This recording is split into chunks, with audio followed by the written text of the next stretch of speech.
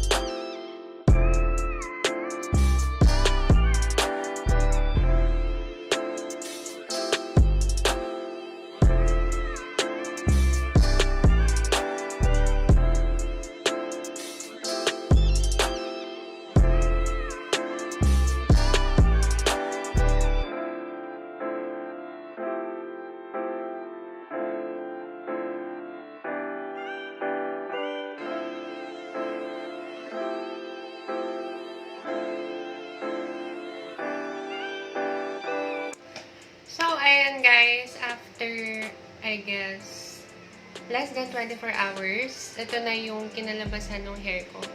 Na ako mismo yung gumawa. Pero, ayun, so far, to be honest, nagustuhan ko naman siya kahit hindi siya ganun ka-perfect blue.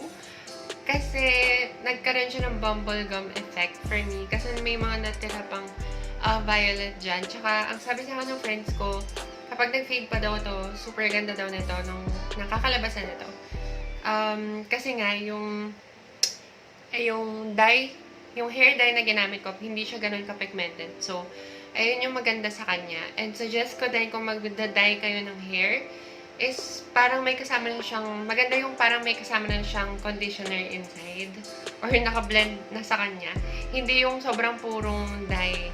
Kasi, nung nag-dye ako ng purong purple, sobrang tagal niyang mag-fade. Which is, ang goal natin is yung mag-fade ng konti kasi maganda kapag medyo faded siya. So, ayan na yung effect. Ayun, so far, nagustuhan ko naman siya. I guess that's all for today's video. For today's hair dye or hair dye video. I hope you guys like this video. If hindi ka pa nakasubscribe, mag-subscribe ka na and don't forget to click the notification bell para ma-notify ka whenever I post some videos. I will see you on my next video.